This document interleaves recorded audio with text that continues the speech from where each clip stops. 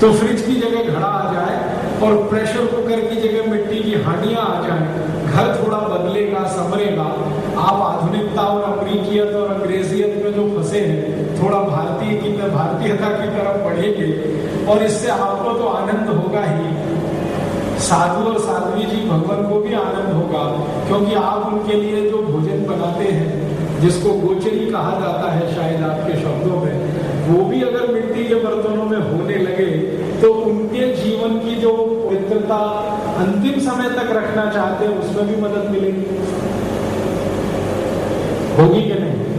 गोचरी के लिए साधु और साध्वी जी भगवान आपके घर आते हैं, आप प्रेशर कुकर की बनाई दाल उनको परोस देते हैं, आप अपना तो नाश कर ही रहे हैं, उनका भी करें। आप अपने लिए दाल मिट्टी में पकाएंगे तो साधु भगवान साध्वी जी के लिए भी वो उपलब्ध हो जाएगी गोचरी में, तो उनका स्वास्थ्य भी सुधरेगा। और उनका स्वास्थ्य इसलिए सुधरना चाहिए कि वो समाज को सुधारते हैं, तो उनको तो स्वस्थ रहना ही। तो आप सोचो ना, कई तरह से कितने लाभ हैं, धर्म का लाभ, पुण्य का लाभ, शरीर का लाभ, पैसे का लाभ, समाज में इज्जत बढ़ेगी आपकी। पता कैसे बढ़ेगी? करोड़पति के घर में मिट्टी के तवे पे रोटी बनती हुई अगर किसी ने देखी, किसी करोड़पति के घर में मिट्टी की हांडी में बनती हुई दाल किसी ने देखी, तो वो तो गाएगा इस बात को, 20 जगह कहेगा, अरे वो तो सेठिया है, फिर भी मिट्टी के बर्तन में दाल खा रहे हैं। यहाँ का जो सुंदरम परिवार है, टीवीएस ग्रुप की रसोई में सारे मिट्टी के बर्तन इस्तेमाल होते हैं। आप चले जाइए रसोई में, किसी दिन भी आप चले जाइए, सारे बर्तन जो भोजन बनाने के पकाने के वो मिट्टी के ही हैं। और ऐसा बहुत जगह मिलेगा आपको। गुजरात में चले जाइए, गुजरात में राजकोट में, जामनगर, जूनागढ़, कच्छ में चले जाइए, करोड़ों के पैसे के मालिक, उनके घरों में मिट्टी के तवे पे बाजरे का रोटला बनता है।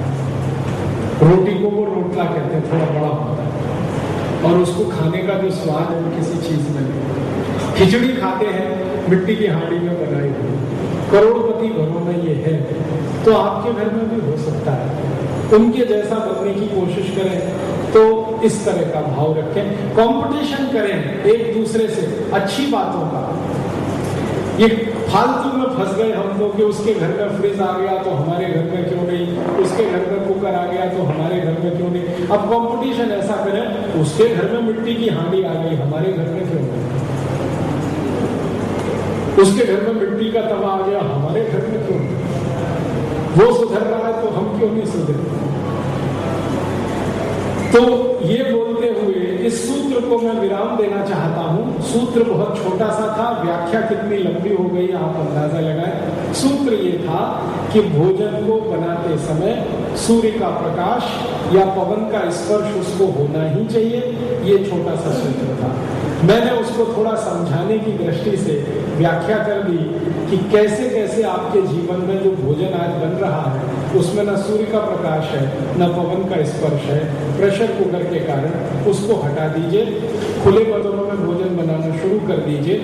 आग को माने गैस को ज्यादा इस्तेमाल करना है तो धीमी रखिए, धीमी गैस पर सभी भोजन बनते हैं, पकते हैं, गैस भी कम खर्च होगी, खुले बर्तन के खाने का स्वाद भी मिलेगा। और खुले बर्तनों में सबसे अच्छा मिट्टी है, उसके बाद पीतल, कांसा, तांबा है, और अच्छा करना चाहें तो चांदी आपके पास है, तो इन सब का ज्यादा उपयोग करिए। लोहे का कम से कम, स्टील का कम से कम, और एल्यूमिनियम के बर्तन तो बिल्कुल नहीं। ये एक सूत्र।